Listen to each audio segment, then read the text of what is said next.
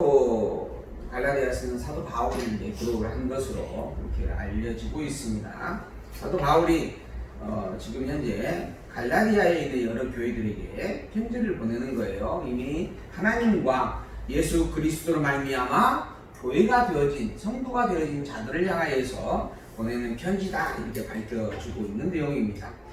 그리고 더불어서 그 예수 그리스도와 하나님으로 말미암은 영원한 은혜와 평강과 사랑이 너희 가운데 세세토록 함께 있기를 소망한다. 그리고 그 영광의 본질인 하나님께 모든 영광을 돌리기를 바란다라고 하는 말씀으로 찬양하며 아멘으로 답하고 있는 그러한 내용이 갈라디아서 출발점에 기록이 되어져 있습니다. 이 갈라디아서를 우리가 이제 살펴보기 위하여 우리는 갈라디아서를 바르게 해석하기 위하여 이제 성경 전체의 맥락에 대한 요지를 다시 한번 되새겨 보려고 합니다. 아까 얼핏 시작하기 전에 말씀을 드렸던 것처럼 성경이라고 하는 기본적인 절대 진리가 있습니다. 우리가 이 성경이라고 하는 절대 진리를 가지고 이 성경에다가 우리의 생각을 통하여서 해석을 하게 되어지죠. 성경에다가 해석을 가미하게 되어집니다. 이 해석이라고 하는 것은 해석하는 자의 주관과 사상이라고 하는 것이 들어가질 수밖에 없습니다. 성경은 진리인데 진리인 성경에다가 요소, 진리를 왜곡시키거나 변질시킬 수 있는 요소가 추가되어질 수 있다고 하는 거예요. 진리에다가 더 진리를 진리답게 만들 수 있는 부분들은 사실 존재하지 않습니다. 그러니까 진리는 그 자체가 이미 완벽함이에요. 완벽하고 온전한 겁니다.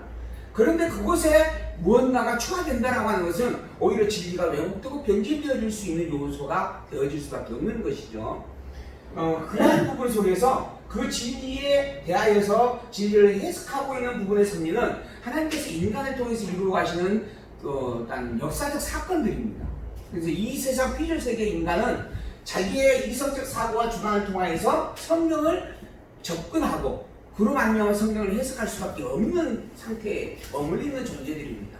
저도 마찬가지입니다. 저 또한 지금 현재 성경이라고 하는 기본적인 내용을 가지고 이 성경이 내 눈에 보이는 의미를 통하여 여러분에게 지금 말씀을 해드리는 거예요. 제 눈에는 제가 바라보는 그런 견해로는 성경의 이 내용이 이렇게 보입니다 라고 말씀을 드리는 겁니다. 그런데 이렇게 보인다라고 하는 부분에 대해서 이것은 아까 말씀드린 것처럼 진리인 성경이 왜곡되어질 수 있는 요지가 분명히 존재하는 겁니다. 그러므로 제가 말씀드리는 것은 이 해석에 대한 주관자가 단 하나만 존재해서는 안 된다라고 하는 거예요. 이 해석을 주관하는 자가 나뿐만 아니라 하나가 더 있으면, 다른 존재가 있으면 또 다른 많은 우리라고 하는 존재들이 존재한다면, 여럿이 공존하고 있다면, 그러면은 왜곡되어지는 요소들을 충분히 더 많이 찾아내고 바로잡을 수 있는 요지들이 있게 되는 것입니다. 그래서 제가 여러분에게 가르치고 있는 이 내용이 전부 다 이것이 무조건 100% 맞다 라고 말씀을 드릴 수가 없고 그렇게 여러분들이 받아들여서도 안 됩니다. 저는 제가 가지고 있는 신앙의 고백을 통하여 내 눈에는 이렇게 보이기다 라고 여러분들에게 설명을 드릴 뿐입니다. 그리고 더불어서 다른 사람은 이것을 어떻게 보고 있는가 라고 하는 것을 또 여러분들이 들을 수 있는 기회가 되면 찾아 들으셔야 됩니다. 우리 목사님이 최고야. 우리 목사님이 말만 듣고 살면 돼. 천만의 말씀이에요. 우리는 목사의 말을 듣기 위해서 이 자리에 모이는 게 아닙니다. 목사의 사상과 주장을 그냥 내 것으로 받아들이기 위해서 있는 게 아니에요. 우리는 성경이 무엇인지 알기 위해서 있는 겁니다. 그러므로 그 성경이 무엇인지 알기 위한 방법으로 여러분들 지금 저와 함께 하여서 성경을 보고 있는 거고, 더불어 다른 부분으로서 그 사람은 또 어떻게 보고 있는 걸 살펴야 되는 것이고, 할 수만 있으면 그래서 우리가 외부의 강사를 자꾸 초빙을 해가지고 성경에 대한 내용을 들어보려고 애를 써야 되는 거예요.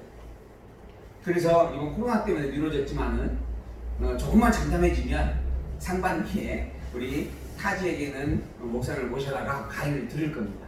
작년에 가을에 한번 했던 것처럼 이번에는 그분도 우리가 또 한번 추천을 하겠지만은 그분 이외에 다른 분을 또 이번에는 먼저 추천을 해서 그분을 통하여서 성경이 무엇인지를 다시 한번 그분의 입을 통하여 들어보고 그분이 본 성경과 지금 제가 여러분들에게 보여드리고 있는 성경의 내용이 비스꾸름한지 아니면 다른 것인지 직접 비교해 보십사라고 기회를 만들어 드리려고 하는 겁니다. 그리고 더불어서 여러분들에게도 이미 성령이 임재하여 성경을 깨달아가는 지혜를 주셨습니다. 그게 대대한 사람들에게 분명히 확인이 되어졌던 사건입니다. 그러므로 여러분들도 열심히 성경을 끊임없이 읽고 묵상하여서 우리 목사님이 헛소리하고 있네. 우리 목사님이 정말 제대로 성경을 다르게 보고 있네. 요거 분별을 해 가셔야 합니다. 이거 웃으라고 하는 소리는 아니네요. 이거 참으로 중요한 일입니다. 왜 그러는가? 성경은 우리의 생명을 좌우하는 일입니다. 진리는 우리의 영생과 관계된 일입니다. 우리의 살고 죽는 문제이고 우리의 영원한 가치에 대한 진정성을 부여하는 기준점이다라고 하는 겁니다. 그러므로 진리를 바로 알기 위하여 쓰는 것은 여러분들 모두에게 주어진 숙명입니다. 반드시 그거는 여러분들이 정말 사명의식을 가지고 접근해 가야 할 일들이다라고 하는 것이죠. 어쨌든 오늘 이제 그러한 성경에 대한 해석이 함께 할 겁니다. 이 해석이라는 부분을 우리가 올바로 다르게 되어졌는지 잘못 되어졌는지를 분별하기 위하여 우리는 기본 골격이라고 하는 성경의 기준을 확인을 해가고 있는 거예요. 성경 전체가 하나의 내용과 하나의 주제와 하나의 목적으로 합치되어지는가 아닌가라고 하는 것을 분별을 해가는 겁니다. 왜? 진리란 단 하나의 주제와 단 하나의 내용으로 균형되어지는 논리의 통일성을 가지고 있기 때문에 그런 겁니다. 그래서 우리가 진리의 조건을 이야기할 때 진리의 조건을 두 가지로 말하는데 첫 번째는 그 내용 전체가 가지고 있는 논리성이에요. 논리적 통일성입니다.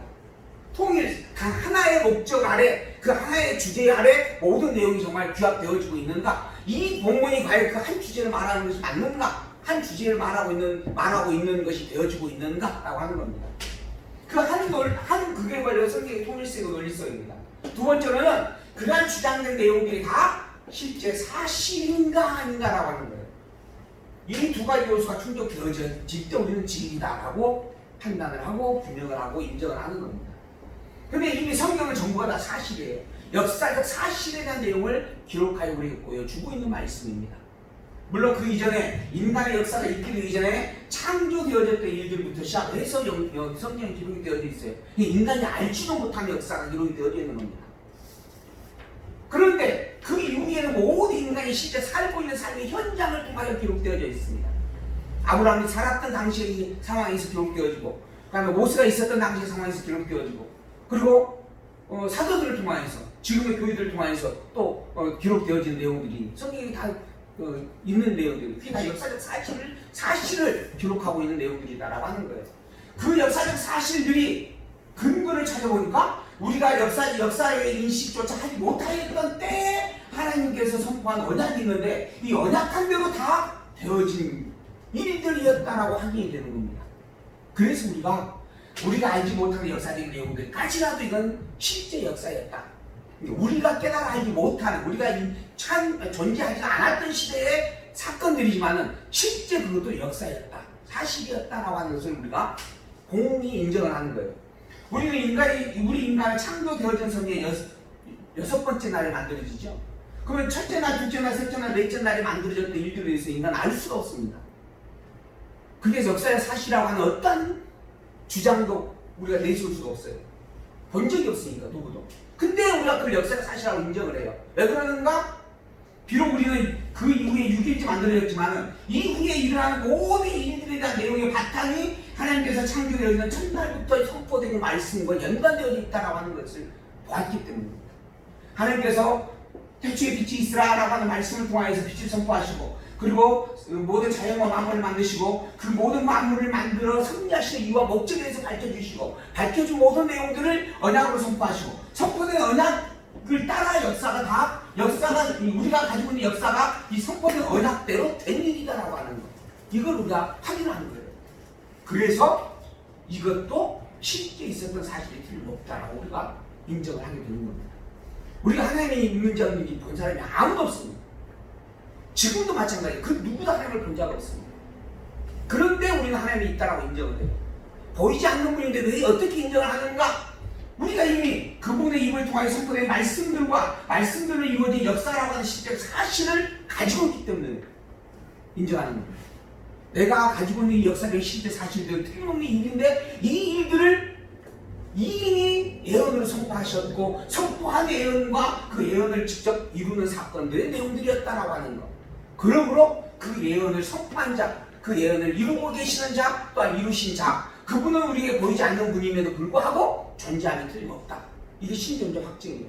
하나님은 그래서 살아계신다. 천국이 있는 겁니다. 역시 천국을 갔다 온 사람도 아무도 없습니다. 뭐 어떤 분은 보고 왔다라는 분도 있어요.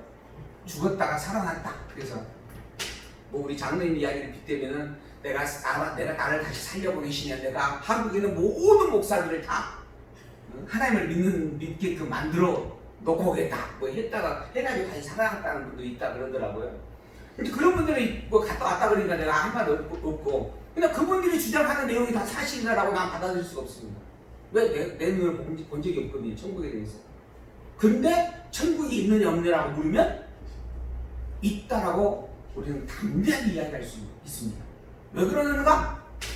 우리가 살고 있는 실제 모든 사건들이, 실제 사실들이 있는데 그 사실들의 내용 속에 천국이란 언약과 천국이란 증거들의 승리들이 있기 때문입니다. 그래서 볼 수 없고 보지도 못하였고 가보지도 않았지만 있다라고 우리가 확증을 짓고 고백을 하는 것이죠. 그러한 것입니다. 이러한 논리적 통일성과 실제 역사적 사실이라고 하는 부분으로 입증되어지는 그 내용만 우리는 진리라고 인정하는데 성경은 이미 진리라고 선포하고 있죠. 그러므로 이제 우리는 과연 성경이 그러면 이 통일된 논리 안에 해석되고 있는가? 이거는 우리가 확인을 해가야 되는 부분들입니다. 그걸 위하여 지금 이제 제가 해석하고 여러분들이 말씀드리고 있는 이 내용들이 과연 한 주제와 한 논리의 통일성에서 어우러졌는가 어우러지지 않았는가를 살펴보십사 해가지고 제가 성경을 다시 한번 규정을 해드리는 거예요. 성경은, 진리인 성경은 이 세상 모든 만물을 창조하는 창조의 역사부터 시작을 해서 지금 이제 우리가 살고 있는 이 시대의 내용들과 이후에 우리가 살게 될 역사적 사건들까지 세계 종말까지 기록을 하여 남겨두었습니다. 그 내용 첫 번째가 이 세상 모든 만물을 창조하였다라고 하는 부분입니다. 아담을 창조하였고 그 아담에게 이 세상 모든 마음을 다스리라고 하는 축복의 언약을 선포해 주었다라고 하는 것이죠. 그리고 난 다음에 그 아담으로 말미암아 인간이 타락하게 되어졌습니다. 사단이 등장하고 사단의 유혹 속에서 과일 하나를 따먹죠. 그게 뭐였죠? 선악과라고 그러죠. 선악과. 오늘 간식으로 뭐가 일어났어요? 비밀이네. 비밀을 만드는데 오늘 간식으로 제가 미리 말씀드리면 그 조그만한 과일 하나 가져왔어요. 근데 그 과일을 말하는 게 아니고 이러한 선악과를 따먹었다라고 하는 부분의 내용이 이제 기록이 되어져 있어요, 성경에. 그래서 인간이 타락하게 되어졌다. 그리고 타락된 이후에 인간의 타락된 자의 종말이 무엇인가? 그게 결국은 범죄요 사망이다라고 하는 것을 보여주는 사건입니다. 그래서 가인과 아벨 사건이 등장을 합니다. 형 가인이 동생 아벨을 돌로 쳐 죽이는 겁니다. 이런 어마어마한 사건. 왜? 타락한 자다라고 하는 것을 보여주기 위한 거예요, 이게. 그래서 인간은 죄인이다. 하나님께서 아담을 만드셨지만 만들어진 그 아담 이후에 선악과를 따먹은 말미암아 변화되어졌는데 그게 죄인으로 변화된 것이다. 죄 덩어리가 되어져 버린 것이다. 그 과정 속에서 이제 하나님은 또한 노아를 통하여 홍수의 심판을 선포하였습니다.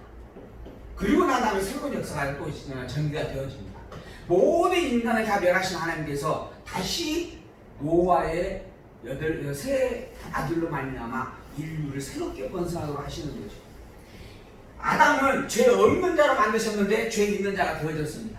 근데 노아는 이미 타락된 죄인의 후손입니다.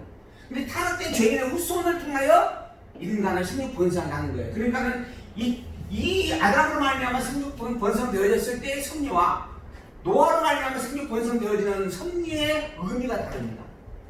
하나님은 아담을 통하여 죄 없는 자를 죄 있는 자로 만드시는 섭리로서 인류의 역사가 시작되게 하셨다라고 한다면 그 인류가 다 멸망되어졌죠. 그 인류가 끝났습니다.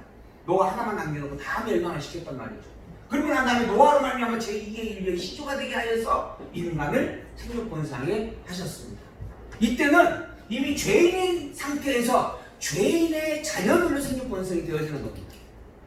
그리고 난 다음에 그러한 노아의 세 이렇게 자녀들 속에서 아브람을 하나 부르시고 세 후손된 가운데서 아브람을 하나 부르시고 이 아브람으로 말미암아서 이 아브람 역시 죄인이에요. 노아 이후에 모든 인간 다 죄인입니다. 노아 이후에 태어난 인간들은. 이 아브라함으로 말미암아 하나님의 선민이라고 하는 민족적 언약, 선민이라고 하는 언약을 선포해주게 되어집니다. 자손을 생육 번성하게 너로 말미암아 너의 씨로 말미암아 자손을 생육 번성하여서 한 민족을 이루게 해주겠고 왕을 통하여 다스리게 해주겠다라고 하는 약속을 해줍니다. 그리고 더불어 너의 그 민족이 거하게 될 땅이 가나안 땅이다 라고 하는 약속을 해주는 거죠. 아브라함에게 주어졌던 언약도 3대 언약이고, 아담에게 주어졌던 언약도 3대 언약이고, 노아에게 주어졌던 언약도 3대 언약입니다. 내용이 같은 내용입니다. 자손과 땅과 통치에 대한 약속들이죠. 근데 아담에게 주어진 약속은 인간의 시작으로서의 전 인류, 전 세계의 범죄였습니다. 근데 아브라함에게 주어진 약속은 민족의 약속입니다. 민족의 약속. 거기에 땅덩어리도 하나의 땅덩어리. 그래서 이번에 이제 하지 엄마하고 저하고 이제 이렇게 논쟁 토론을 했던 내용 중에 하나가 보니까는 이스라엘이라고 하는 땅덩어리가 우리나라 한반도보다 조금 더 크더라. 뭐 이런 이야기를 이제 하더라고요. 제가 구체적으로 확인 안 해봤는데 실제 그러던가요? 그러나요? 아닌가? 더 큰가요, 이스라엘이? 훨씬 커요? 적어요. 아, 이스라엘이 더 적어요? 강원도 땅만 이렇게 아닌가? 아, 또 그래요?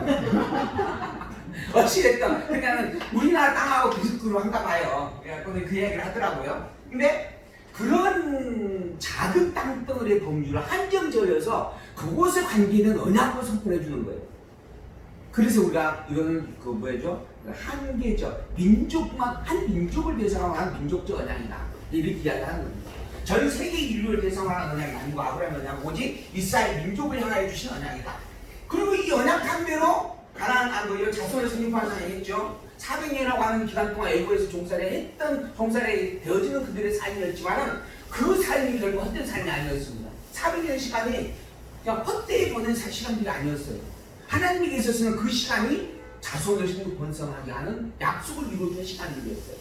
그 속에 살고 있는 그 백성들은 매일 고난과 고통을 당하고 먹을 것을 구걸하며 살고 그리고 종노릇하며 사는 핍박 속에 있었기 때문에 왜 이러한 인생을 살아야 되느냐 하고 혹이 탄식하고 불평불만했을 수도 있어요. 그런데 그래서 그 삶의 인생이 허무하다라고 혹시 자살한 사람도 있었을까요? 기록이 없으니까 모르겠는데 어쨌든 그렇게 허무한 인생이라고 탄식하는 사람들이 분명히 있었을 겁니다. 인간의 눈으로 보면 그런 삶이었어요. 그런데 그 시간이 하나님에게 있어서는 하나님께서 약속한 자녀를 생육 번성케 하는 중차대한 시간들이었습니다. 단 한 시간도 한 작은 틈도 헛되이 보낸 시간이 아니었다라고 하는 게 하나님에게 있어서 그 약속을 이루어주는 데 있어서 너무 중요한 시간들이었다. 그러고 난 다음에 그 자손들을 이끌고 와서 가나안 땅을 들어가게 되어집니다. 약속되어져 있는 그것도 이미 500여 년 전에 아브라함을 통하여 약속되어져 있는 그 땅을 향하여 나아가지는 거예요. 그 땅을 향해서 이 500여 년, 400여 년이 지난 이후의 백성들이 어찌 그걸 내 땅이라고 주장하고 내 땅인 줄 알겠습니까? 그래서 처음에는 막막할 수밖에 없습니다. 근데 모세를 통하여서 너희들이 누구인 줄 아느냐? 너희들은 나의 자손이요 나는 너희들의 하나님이다. 그렇게 가르쳐 줍니다. 내가 너희들을 내 백성 삼으려고 아브라함에게 약속을 했고 약속한 대로 내 백성 삼아서 지금 이렇게 생육 번성하게 했던 것이고 그런 너희들이 이제 가야 할 길은 가나안 땅이 틀림없다. 왜? 그 땅도 이미 내가 너희에게 열주인 아브라함에게 500년 전에 약속을 해주었던 땅이기 때문이다. 그래서 그것을 모세를 통하여 창세기, 출애굽기, 레위기서를 기록하여 그 확인을 해주고 난 다음에 광야에서 40년 동안 훈련을 통하여 또 그걸 거듭 되새기게 합니다. 그리고 마지막 요단 동편 땅에 머물러 있게 하면서 모압 땅에서 또 한 번 재교육을 해주죠. 그게 신명기서입니다. 민수기서는 모압 광야에서 40년 동안 생활했던 내용에 대한 기록이고 이어서 신명기서는 그 모든 내용을 총망라하여서 하나님께서 우리를 만드신 섭리 그리고 그 하나님으로 말미암아 우리가 택함받았던 일들 그로 말미암아 우리가 애굽에서 4년 종살이하였던 일들 그리고 가나안 땅을 가야만 하는 이유와 목적을 밝혀주는 겁니다. 그리고 마지막 담대함으로 요단강을 건너 가라라고 명하는 겁니다. 그래서 홍해를 보았을 때는 두려워 떨던 백성들이었는데 그래서 하나님께서 갈라주고 난 다음에 지나가라라고 하였던 사건이었는데 요단강은 그렇지 않습니다. 요단강은 그 백성의 대표자들이 하나님께서 건너가라는 말씀 하나 듣고 담대함으로 법궤의 언약들을 메고 발을 들여놓는다라고 하는 거지. 발을 들여놓음으로 강이 갈라지는 겁니다. 요단강이. 왜 어떻게 이게 바뀌어질 수가 있는가? 어떻게 바뀌어졌어요? 교육이 되어졌기 때문입니다. 하나님을 알지 못하였던 백성들에게 너는 원래 하나님의 백성이다. 내가 너희를 이미 내 백성이라고. 이미 너희가 태어나기 이전에 아브라함의 이 보자기 속에 들어있었을 때, 씨앗으로 들어있었을 그때 이미 내가 명령하여 준, 약속으로 선포하여 준 존재들이다. 너희들은 처음부터 내 백성이고 그 백성인 것을 내가 지금 확인시켜주고 있지 않느냐. 그러니 담대하게 나아가라 라고 하는 교육을 끊임없이 반복하여 가둠으로 말미암아 결단의 행동이 나와지게 되어지는 겁니다. 거기에 이 행동을 하라 마라라고 하는 부분에 행위적 요구와 명령으로 되어진 일이다라고 이해하는 분들이 더러 있습니다. 또 더불어 우리의 구원은 오직 하나님께 있으니 우리는 오직 하나님의 은혜만 받으며 살면 된다라고 하면서 자기의 그 행함에 대한 부분을 도외시하는 이들도 더러 있습니다. 그러나 우리는 분명하게 성경을 통하여서 교육을 통하여 성숙되어지면 그 행동이 결단으로 나타나진다라고 하는 것을 목격할 수 있습니다. 그게 요단강 사건이었다라고 하는 겁니다. 그러므로 성도된 자가 성도다는 모습이 무엇인가라고 하는 것을 복음서를 통하여 확인하고 고린도서를 통하여 배워가고 있는 과정 속에 이제 이 갈라디아서에서는 그러한 성도의 본질을 분명하게 되새어주고 확인해 줍니다. 너는 하나님의 백성이다. 그리고 이 복음은 사람으로 말미암아 선포된 세상의 지식이 아니라 오직 그리스도를 통하여 계시되어진 하나님의 절대 주권의 말씀이다. 이 복음이 성취되어지는 것도 하나님의 절대 능력으로 되어지는 것이요, 그래서 이 복음은 오직 은혜로만 되어지는 것이다. 그래서 복음의 절대성이 강조되어지고 복음의 은혜성이 확증이 되어진 내용이 본문에 담겨져 있습니다. 그 본문의 시작에서 아까 우리가 읽었던 것처럼 뭐라 그랬어요?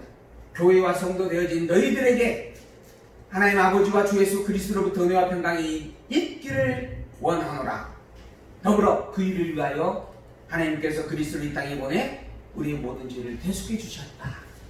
그 은혜의 영광이 하나님에게 세세토록 있을지어다. 그 다음에 한마디로 뭐예요? 뭐라고요? 우리 장로님이 갈수록 목소리가 적어져. 처음에는 와가지고 매 순간순간마다 아멘 하고 소리를 지르시더니 이 현상은 무엇 때문일까? 제가 이제 고민을 해봅니다. 아마 정말 그 순수한 열정으로 뜨겁게 아멘하였던 그 아멘의 어떤 그 열심이 여기 앉아 계신 분들이 너무 조용하니까 더불어 묻혀가고 있지는 않으니까 우리 아멘은 좀 자신있게 해야 됩니다. 그리고 자랑해야 될 이야기들이에요. 그래서 다시 한번 본문에 기록되어져 있으니까 읽어보십시다. 우리가 말하기가 부끄럽고 좀 쑥스러우면 읽으면 되잖아요. 본문에 뭐라고 했는가 허락하시기 바랍니다. 영광이 그에게 세세토록 있을지어다. 아멘. 그렇게 하시면 돼요. 아멘은 즐거운 소리입니다. 즐거운 고백입니다. 그냥 뭐 하다가 이리로 갔어요? 복음의 절대성과 은혜성까지 이제 이야기가 되어져 가네요. 어찌됐든 그래서 하나님께서 그렇게 약속을 세우셨고 약속한 대로 다 이루어 주신 실제적 역사적 사실들을 통하여 하나님이 어떠한 존재인가라고 하는 것을 성경은 끊임없이 선포해 주고 있습니다. 그래서 성경의 가장 기본적인 절대 기준점이 무엇인가? 하나님 계시예요. 하나님 계시. 하나님은 누구인가라고 하는 것에 대한 증거다. 하나님은 누구예요? 하나님은 누구예요? 절대자. 절대자. 또 하나님은 절대자가 있긴 한가요? 전능자. 또 영원자, 주권자, 그리고 영원한 신실하심의 사랑을 가지시는 분이라고 찬양을 하는 내용입니다. 성경에 있는 찬양을 정리해보면 하나님은 전능자이십니다. 하나님은 절대 주권자이십니다. 하나님은 영원한 분입니다. 유일자이십니다. 영원한 유일자. 그리고 하나님은 영원 불변의 신실하신 분입니다. 모든 단어를 하나로 표현한 이름이 바로 여호와다라고 합니다. 그래서 하나님은 누구다? 여호와이십니다. 그게 구약성경 전체의 주제입니다. 이제 구약성경의 어떠한 이 모든 내용들을 통해서 하나님 백성들이 죄를 범하는 백성들이 하나님을 열심히 믿음으로 말미암아 가나안 땅을 얻었다 라고 성경이 말하는 대목이 있는가요? 죄의 덩어리였던 백성들이, 죄 짓고 살았던 백성들이 하나님을 열심히 믿음으로 말미암아 가나안 땅을 복으로 받았다. 있어요, 없어요? 없어요. 예? 없어요. 없어요? 있던데. 없어요. 성경 부분에 있습니다. 너희가 어찌하여 그러한 짓거리 해가지고 가나안 땅을 갈 수 있겠느냐? 이래야 되지 않겠느냐? 하는 책망의 말씀들이 있어요. 그래서 징계와 책망과 또한 칭찬의 말씀을 해가지고 권면을 하고 그리고 가나안 땅을 들어갈 수 있게끔 유대에 가고 있는 내용들이 있어요. 그러니까는 혹여 그 본문을 보게 되어지면 봐라, 죄 짓지 말고 열심히 하나님을 섬기면 가나안 땅 들어간다 라고 말할 수 있어요. 근데 그 말이 성경 전체의 권력이 아니에요. 그거는 성경 본문의 내용을 증거해주는 방편 속에서 알아들을 수 있게끔 비유하여 설명해주는 작은 하나의 비유적 요소일 뿐이다라고 하는 겁니다. 그러한 방식으로도 깨달아 알게 하려고 주신 하나의 말씀 증거의 방편이다라고 하는 거예요. 그게 성경 전체 권력이 아니에요. 성경 전체 권력은 하나님은 여호와이시라는 거예요. 구약성경의 전체 권력은 여호와라고 하는 것은 당신이 모든 것을 다 작정하였고 예정하였고 작정 예정하신 걸 다 이루시는 분이다. 그래서 전능자의 주권자의 영원불변의 신실자이시다. 그런 그분이기에 그분은 여호와이고 그런 여호와만이 진정한 참된 하나님이시다 라고 하는 겁니다. 그걸 이야기해 주는 거예요. 그런 부분에 하나님이 그걸 알지 못하는 너에게 그걸 알게 하려고 때로는 가진 거 뺏기도 하고 때로는 열심을 향하여 열심을 기도하기도 하고 그래서 그걸 얻는 기쁨을 맛보게 하는 것이다. 그러므로 말미암아 그것이 하나님으로 말미암아 누리는 축복인 것을 깨달아 알게 되어져서 하나님을 향하여 영원한 찬양이 있게 하려는 것이다.